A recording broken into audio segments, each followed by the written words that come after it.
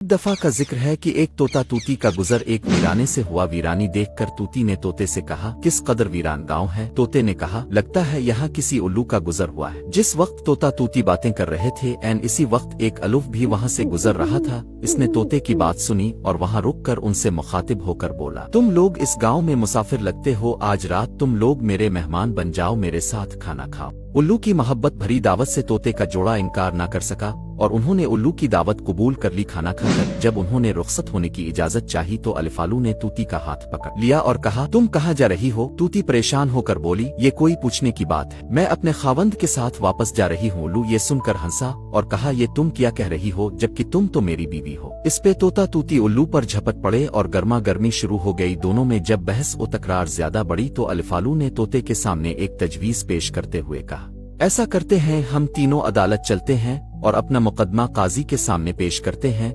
काजी जो फैसला करे वो हमें कबूल होगा। अलिफालो की तजवीज पर तोता और तूती मान गए और तीनों काजी अदालत में पेश हुए। काजी ने दलाइल की रोशनी में अलिफालू के हक में फैसला देकर अदालत बर्खास्त कर दी। तोता इस बेइंसाफी पर रोता हुआ चल दिया तो अलिफालू ने इसे आवाज दी, भाई इक के लिए कहाँ जाते हो, अपनी बीवी को तो साथ लेते जाओ। तोते ने हैरानी से अलिफालू की तरफ देखा और बोला, अब क्यों मेरे जख्मों पर नमक छिड़कते हो, ये अब मेरी बीवी कहाँ है। अदालत ने तो इसे तुम्हारी बीवी करार दे दिया है। आलो तोते की बात सुनकर नरमी से बोला, नहीं दोस्त, ये तूती मेरी नहीं बल्कि तुम्हारी ही बीवी है।